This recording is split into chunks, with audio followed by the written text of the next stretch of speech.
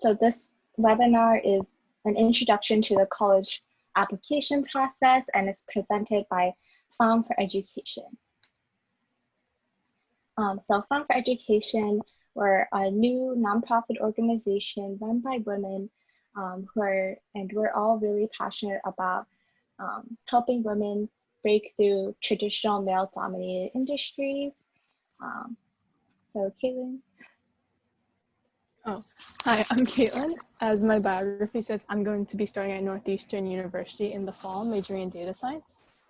And yeah. My name is Garby, and I'm also co-director of educational development at Femme For Education. In the fall, I'll be starting Macaulay Honors at Brewer College. So this is our agenda for today. So we're splitting this up into 4 parts. The first section is about starting the process. It's a general overview of just like everything you need to do. And then we're going to go in, and then we're going to talk a little bit about how the admissions process is affected by the pandemic and the changing expectations. And then we'll talk about creating a college checklist. What exactly do you need to do to apply for college? And then we'll end with a talk about dates and deadlines, since there are multiple times where you can apply to college, and we know that it can be really stressful and complicated. So we hope that this presentation is really helpful for you guys and breaks down the process in a really simple way. So welcome to the college process. All right, so for college, so the first basic steps in looking for a college is knowing what to look for. So you want to look at location, whether you want a big college in a big city or a small college in a small town, the size, which again relates to location. Do you want a large research university or a small liberal arts college? The specialty, so colleges that are good for your major or colleges that can give you a lot of opportunities for that, and affordability, which is self-explanatory of the price tag of your college.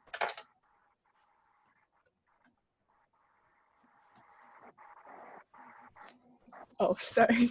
So one thing I did this year, one thing a lot of me and my friends did, was have a list of colleges. So like this is a spreadsheet I created for some of my junior friends who are currently applying to college this year. And based on what you can see here, you can customize a spreadsheet for the aspects you're looking for. Like it doesn't have to be as like big as mine, but stuff like location or like its website, the average statistics accepted, as well as any deadlines or essay requirements that you have, helped me keep track of a lot of things as I was going through the process, since balancing senior year and college is a lot of work. So we wanted to talk a little bit about rankings and prestige. When I was applying to college, I saw a lot of ads on US News and Niche, like, oh, the top 100 colleges, you know, top 10 colleges for your field and everything. And I just wanted to like talk a little bit about how you should take those rankings with a grain of salt, because there are many ways that colleges actually inflate their rankings, such as intentionally getting more people to apply so that they can lower their acceptance rate, which then inflates their ranking. And so just take them with a grain of salt, because just because a college is really highly ranked, it doesn't mean that you're necessarily going to be happy there, or it's going to be a good fit for you. College rankings don't really tell you much about like how you fit into the institution and what it's like to study there. Also, rankings generally take a lot of like qualitative aspects of a college, and they try to quantify them in like numbers and percentages, which obviously isn't really accurate. So really important to take them with a grain of salt, although they can be a good place to start looking at colleges. So yeah. Okay. So the types of college applications, you might have heard of them before, so we're just going to go over them really quickly. So first we have the common application, which is generally the one, as in its name, it's most commonly used, and around 800 schools accept it. So if you go to commonapp.org, they'll ask you to make an account, and for the general information, you'll have to enter your parents' demographics as before moving on to school-specific applications where they might have their own supplementary questions. But generally, the common application is a really good way to consolidate all your information for the college process. And like the common application, the coalition application is also a system of applications, but it's a much smaller group of colleges, limited to 132 schools that aim to aid lower income and underrepresented students. And finally, there are the system shared applications. So generally you see this with like state schools such as the universities of California, as well as SUNYs. So with all of the applications in general and most of the colleges you'll be applying to, you're going to have to send some sort of writing, and usually it'll be a personal essay that you send to all of your colleges. So it's normally called like the Common App essay, and you can find the personal essay prompts online. Just search up Common App essay prompts or coalition application essay prompts, and it'll pop up. So this personal essay is really important because it's usually, sometimes it might be the only piece of writing that colleges have from you, and it's the only way for you to tell colleges who you really are outside of statistics like your GPA and your SAT score. So yeah, that's where they have personal essays, and you can basically write just about anything, but they're really important. And so when you apply to colleges, there's a lot of fees. So I'm from a middle class family, so we don't qualify for fee waivers. So when I was applying to colleges, I applied to 8 colleges, and I had to pay, I think something like $600 to $700 just to apply to college, because all the application fees, they really backed up. So when you're deciding how many colleges you want to apply to, it's really important to be mindful about the price of applying to college. And even if you have fee waivers, you should be mindful of how many colleges you're applying to, because it's really easy to get overwhelmed with college applications. So we recommend to not apply to too many, probably not over 12 colleges. Don't go wild. So each school has a set application fee, and these can range anywhere from $50 to $90. And then some schools may require you to send official SAT score reports and from College Board or ACT, and this will also require money. So for College Board, they charge you $12 to send an official score report to college for each official score report. And then if you want to have your scores sent faster, maybe because you missed a deadline for submitting, or you're submitting really close to the deadline, the price then goes up from $12 to $31. So really, it's really important to keep track of those deadlines, because the cost adds up and you will probably regret it. And for ACT, it costs $13 to send each score report.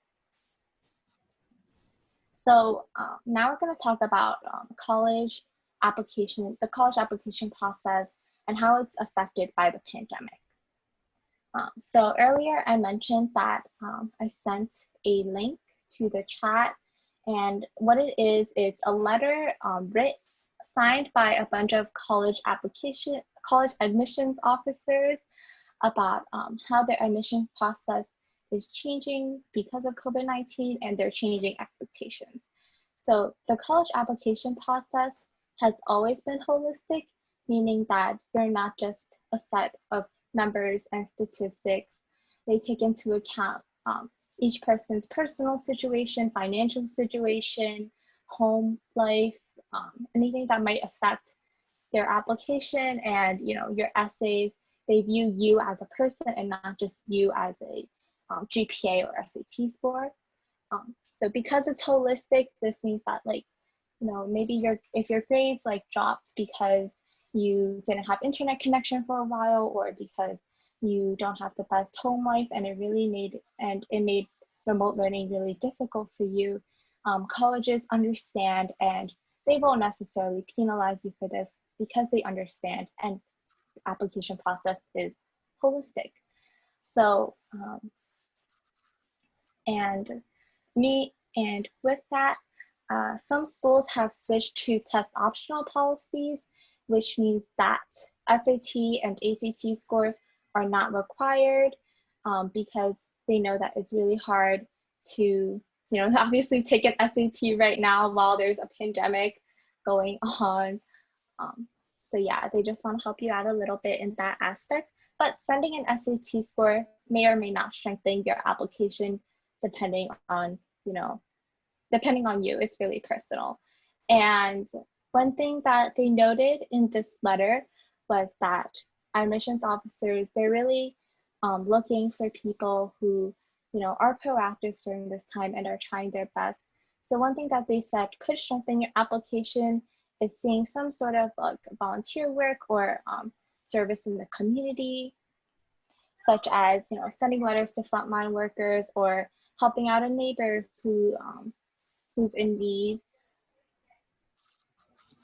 So one quote from the letter, which I think is really important to share, is, "We empathetically do not seek to create a competitive public service Olympics in response to this pandemic.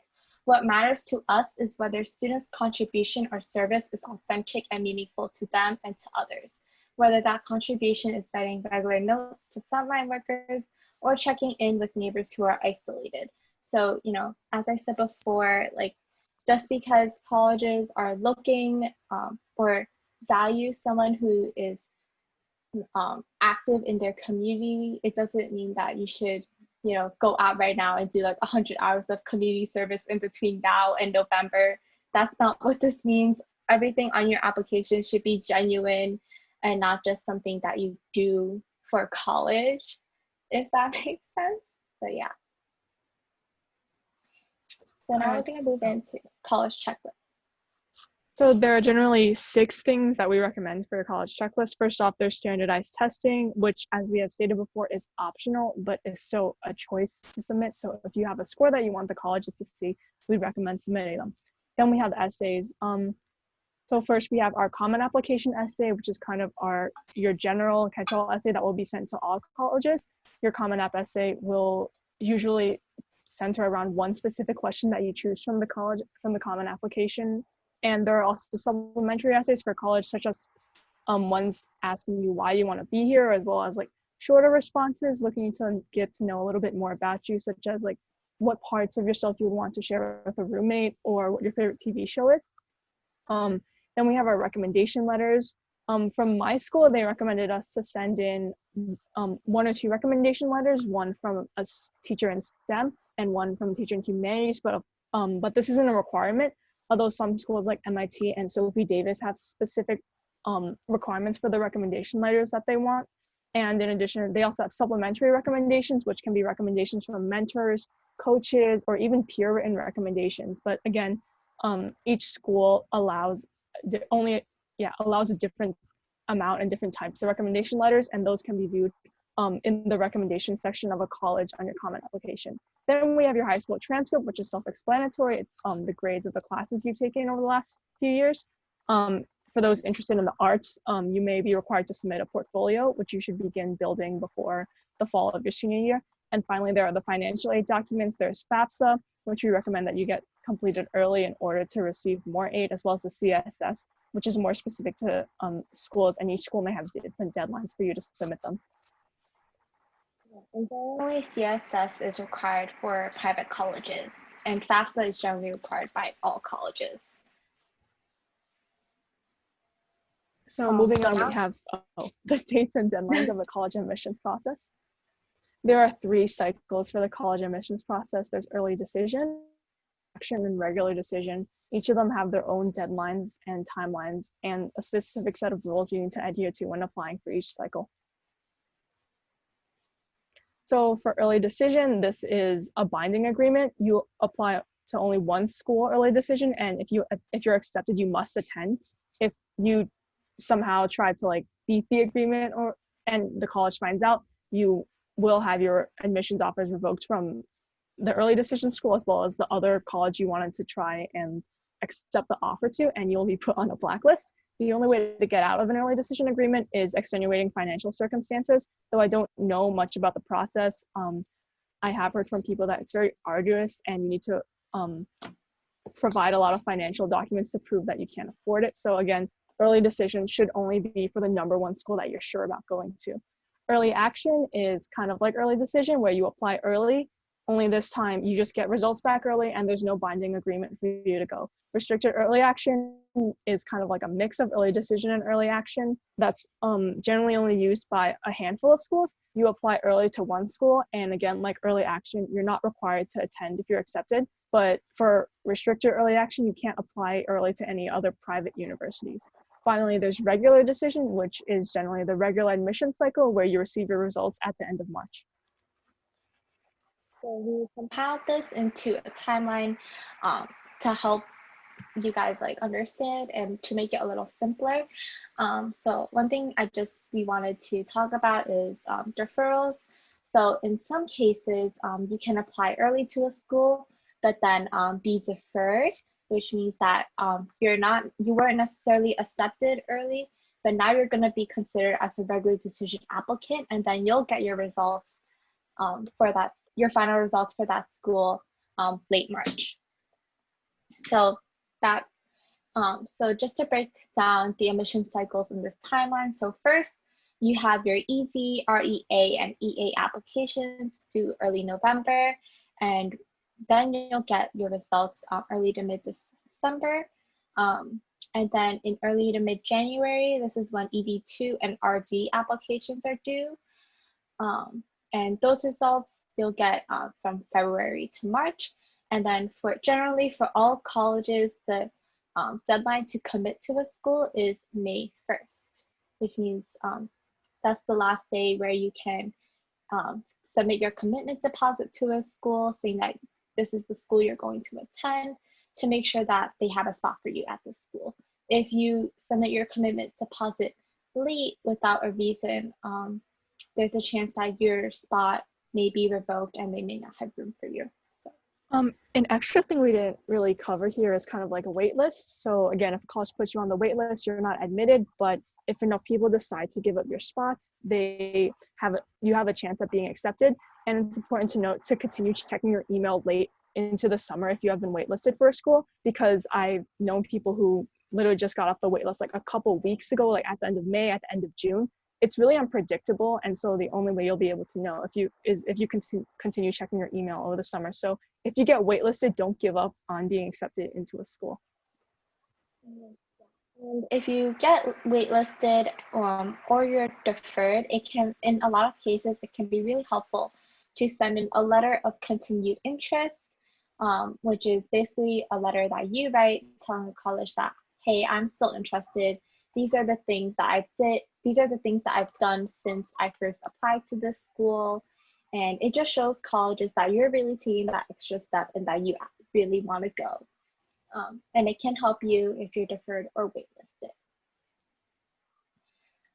So there's so many admission cycles. We know that it can be really hard to choose when you should apply. So should you apply early decision or early action? Well, as Caitlin said before, early decision agreements are binding and it's really hard to get out of them. So you should really only apply if you're 100% sure you want to go to this school and you know that you can afford it financially. A lot of schools have net cost calculators where you put in your financial information and they'll tell you, they'll give you an estimate of how much you'll have to pay for the college. So if you plan on doing an ED agreement, we recommend that you check with those net cost calculators to make sure that you can afford this school if you go, because student loans, they're jiffy. Student loans, I don't know if you guys want to pay for them. Anyways, so yeah, but if you want to go to a school but you're not 100% sure you want to attend, or you're not 100% sure you can pay for it, early action is a great choice for you. And I know a lot of people sometimes wonder if early decision increases your chances of being accepted, And in some cases, it can increase your chances a little bit because it shows that, you know, you're more committed to the school. But it's important to note that all of this is purely like, most of this is purely speculation, and it shouldn't be a reason for going into ED agreement. And for some schools, it does not like increase your chances, such as Carnegie Mellon. If you apply early, it doesn't increase your chances of getting in. So what is the point of waiting to apply regular if you can just apply early? As we like talked about throughout the presentation, time management is really important. And, you know, if you apply to 10 schools early, and it's probably really easy for you to get overwhelmed because, you know, you have to deal with like your regular schoolwork, and you have, you know, and you still have to write your Common App essay, and then like any supplemental essays you might need for these colleges or portfolios. It's really easy to get overwhelmed. So we recommend like splitting up when you apply. And also the time between when early applications are due and when regular decision applications are due, it's a really helpful time for students because you can, you know, work on your application more. You can improve on your Common App essay. I think in Common App you can submit 3 separate. You can change your Common App essay 3 times on their website. So you can submit like 3 different versions of Common App. Yeah. So, you know, the time between EA and RD can be a really great time for you guys to work on your essays to increase your chances of getting into that dream school. So that's the end of our presentation. Thank you guys for coming. So now Kaylin and I are going to try to answer some of your questions. So if you guys have any questions, you guys should submit them in the chat. So someone asked, when should we start making a college list? So I would say like right now is a really good time to start making your college list. I know a lot of you guys are starting school soon, or maybe you've like already started school. So probably should start making your college list like around September, October, and you definitely want to know like which schools you want to apply to early by probably like October or like mid-September, because you know those schools, they might have like supplemental essays that you need to write. So yeah, probably start working on your college list now. Make sure you know what colleges you want to apply to early, and start working on your essays.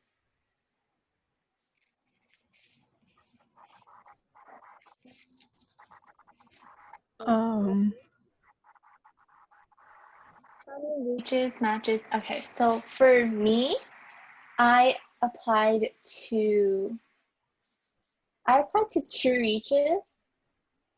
Applied to 2 reaches, like 2 targets, and a few safeties. I can't really remember, but I think I split up like 3 reaches, 3 targets, 2 targets, 3 safeties, or something like that. So generally, you want like a good number of safeties, like 3 to 4, and you want maybe like 2, 3, 4 reaches. I know a lot of people think that you can just apply to like 8 reaches and 1 safety. Don't do that, because you know you never know that like all of your reaches might reject you, and then that 1 safety might waitlist or reject you or something. You want to have a good like safety net. So 3 to 4, I would say, Caitlin. Yeah, I guess for me, I didn't really have like a list of things because I applied to the school I'm going to as an early decision. So the college process kind of finished up for me like 3.5 months earlier than most people. But yeah, I'd say 3 to 5 safeties. And addressing the second part of your question, sticking to in-state for safeties, I think you can consider in-state for safeties, but I'm not sure how I would say, like, I guess labeling things as safety, that's kind of really up to you.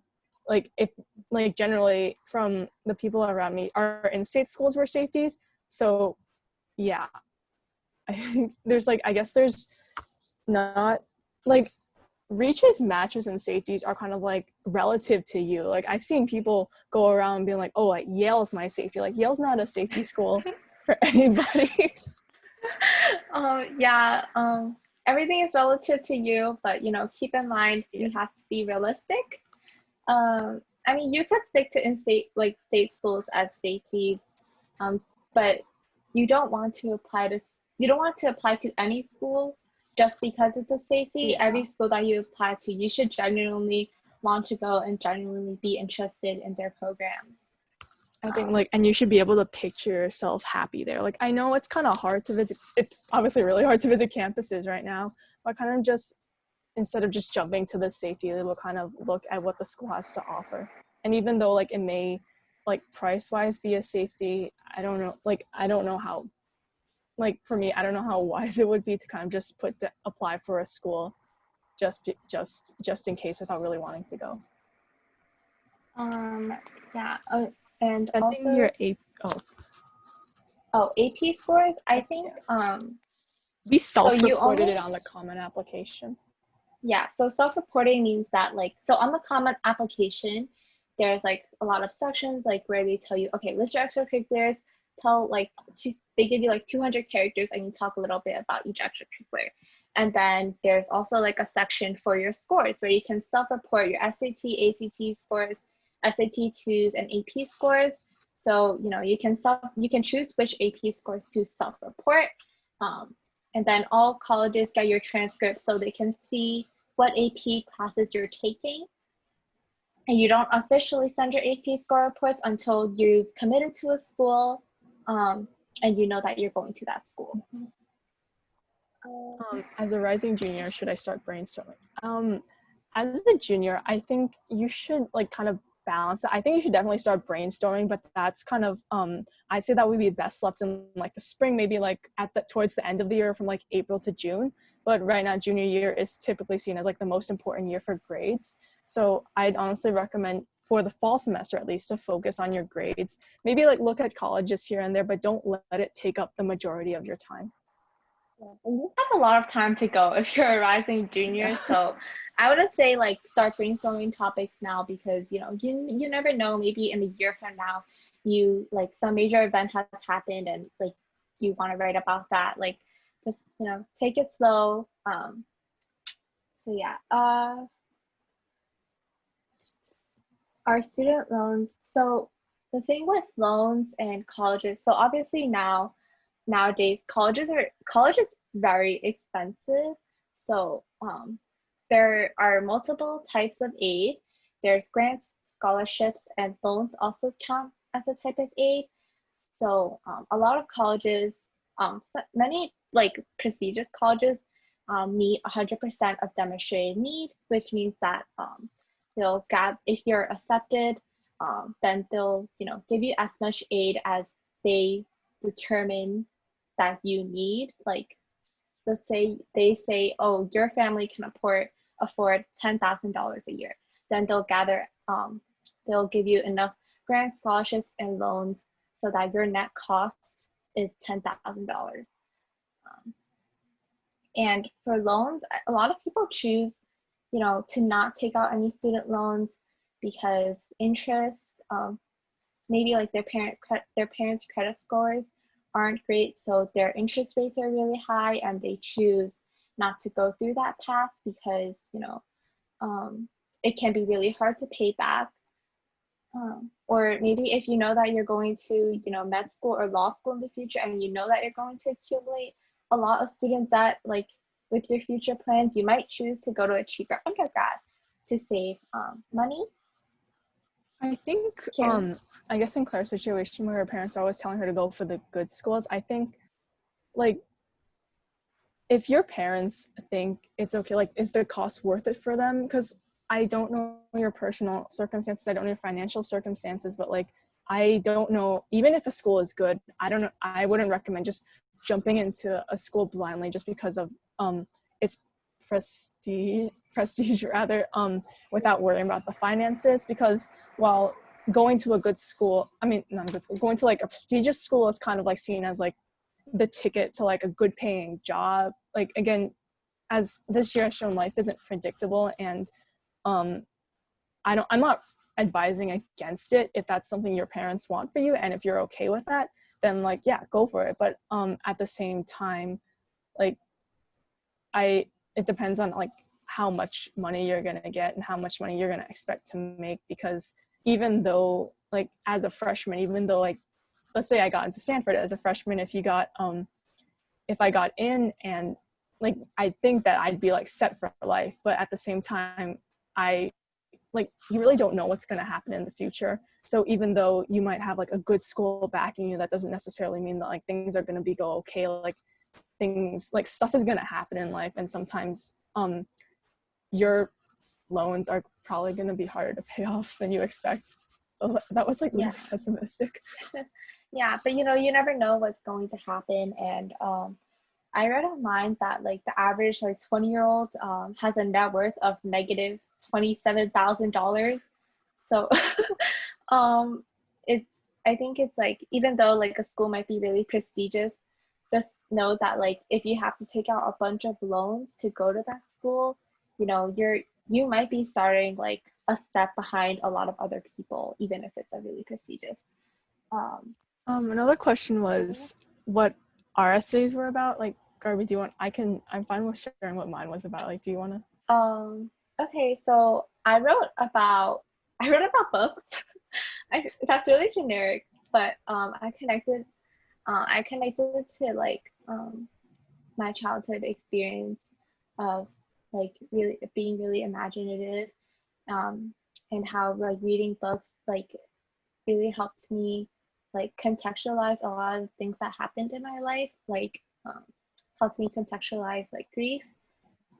So that's what I wrote my essay about.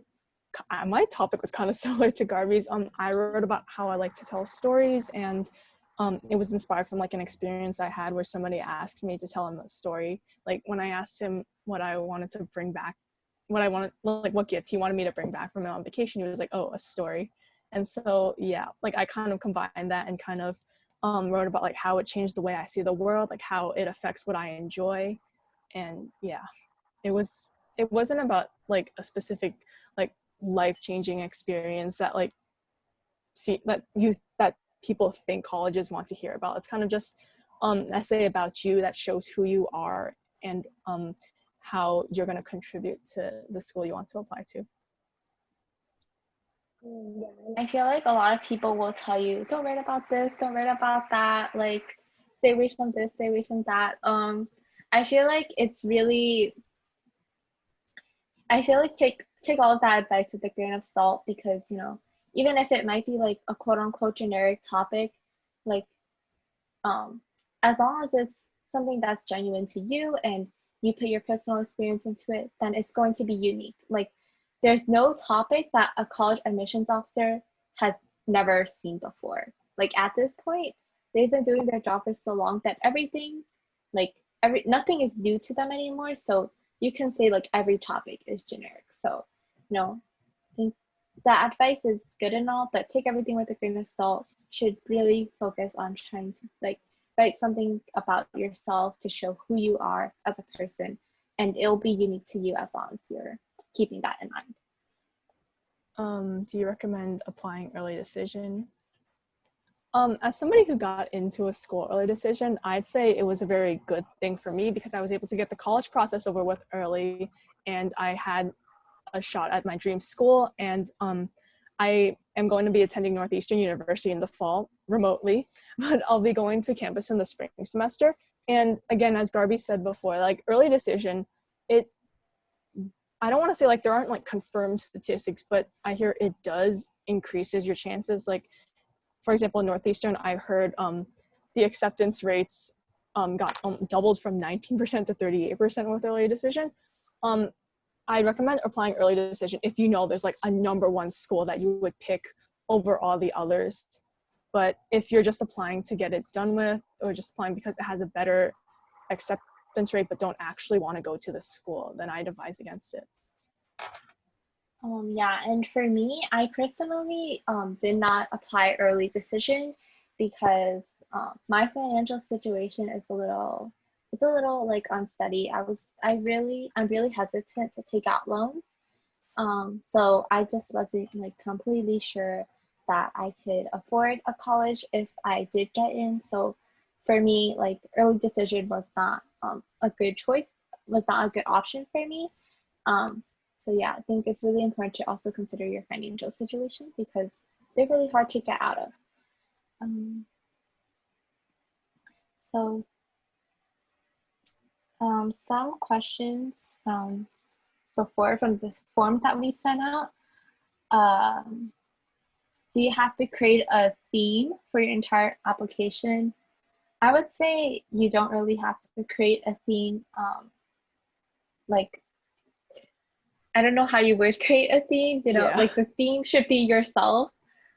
Just like, just write about like your genuine experience, like who you are.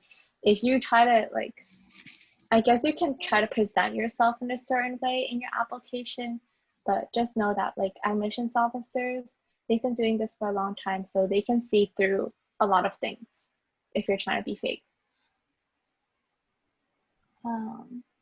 There's a small thing about choosing a non-science major on a pre-med track, and well, I'm not going to be a pre-med major myself. To the best of my knowledge, I believe that a pre-med track, your original major doesn't really matter so long as you take the required classes for like future medical school. Yeah, I heard that too. I think one thing you would want to consider is that it might be really hard if, you know, your non-science major has a lot of like, is really difficult, and then at the same time you're trying to take all the required courses for pre-med. It's just like one thing to keep in mind, like how you're going to balance like all these different classes. There's something And that, also the sorry. So also like the major you apply to is not like set in stone. Like I don't know, I applied like as a business major or something, but like that's just your intended major, and you can always change it when you attend the school. It's not like I applied as a business major, I have to do this for the next 4 years. SAT scores about whether we should submit them and whether we should submit them or not. I don't know how effective an SAT score, like how much an SAT score will be weighed in this year's admissions, because I'm not a senior, and obviously this pandemic is kind of, nobody saw this coming, and this is the first time this has happened. But one thing we didn't mention on the presentation was super scoring. Some colleges allow you to do that, so you take the score you got on the English section and the highest score you got on the English section and the highest score you got on the math section, and then you can put them together. So like, let's say I got like, just because I got a certain score for an SAT on one day and like a higher score on another doesn't mean like these are like isolated things. You can take like the highest English score, the highest math score, and combine them together to create your overall score. But a lot of colleges do allow you to super score. It's worth checking each university's policies. So because I know like a handful of universities don't allow you to super score. Yeah, and as to whether or not like you should send them, that's really personal to you. So like, for example, like maybe you don't have as high as a GPA, but you have a really high SAT score, then in that case, it might be really beneficial for you to send that SAT score, because generally standardized tests, it kind of just, what they do is that they put you and other applicants on like the same playing field. And so, you know, if you have a really high SAT score, but maybe not so high of a GPA, if you send it, you know, it might strengthen your application. And if it's the opposite way around, you know, maybe you don't want to send it, maybe because it weakens your application. That's something that's really personal, and it should be decided on a case-by-case basis.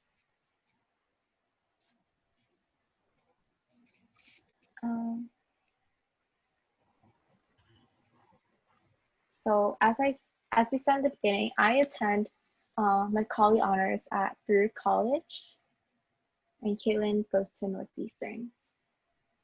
Okay,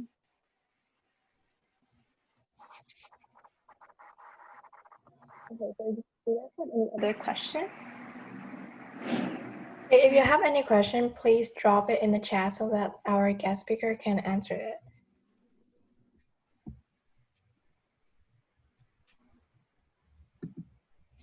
Okay, I guess that we don't have any other questions, so probably this is the end of our webinar. Oh wait, we got one more question.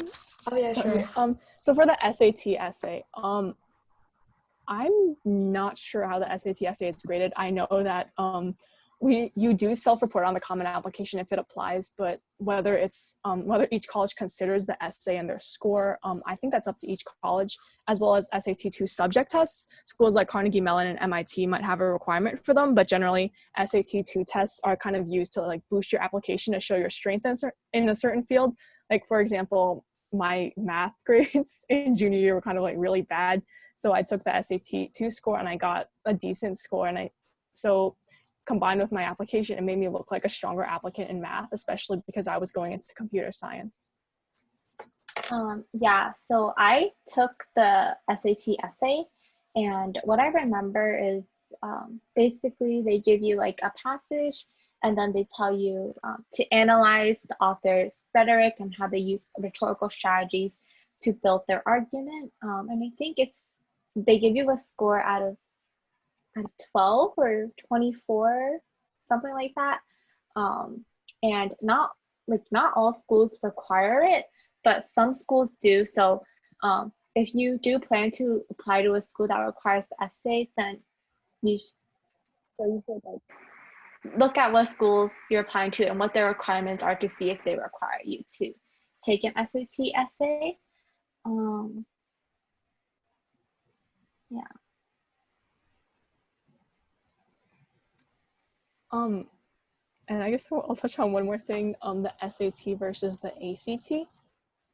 I don't think that there's like a preference. I know if you search it up, there are like some sites that are like, oh, like the ACT equivalent of a score is like an SAT score of this, but none of this is like actually set in stone. However, you don't have to necessarily take both. Again, it depends on which college you're applying to, but generally like you can submit both, you can submit one. And again, some schools this year are test optional, so that's another thing to keep in mind when you're signed up for standardized testing. Like if you want, well, if it's possible to take an ACT or like possible to take an additional SAT and you want to submit both scores to strengthen your application, then that's definitely possible as well.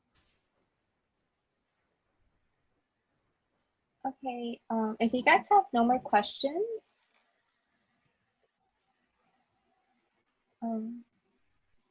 Okay, if you guys don't have any other question, then I guess this is the end of the webinar today. And thank you so much for signing up and coming to our webinar. And also thank you so much for our guest speaker, Caitlin and Garby, to join our webinar today. And our recording will be posted on our YouTube channel, and then I will send you the link on the chat about the YouTube channel so that you can check it out. You can subscribe to our channel. thank you guys so much for coming to our first webinar. It was really great, like presenting and sharing just a little bit of like our knowledge. Yeah, thank you guys for coming. Wish you the best of luck. Thank you so much. See you guys in the next webinar.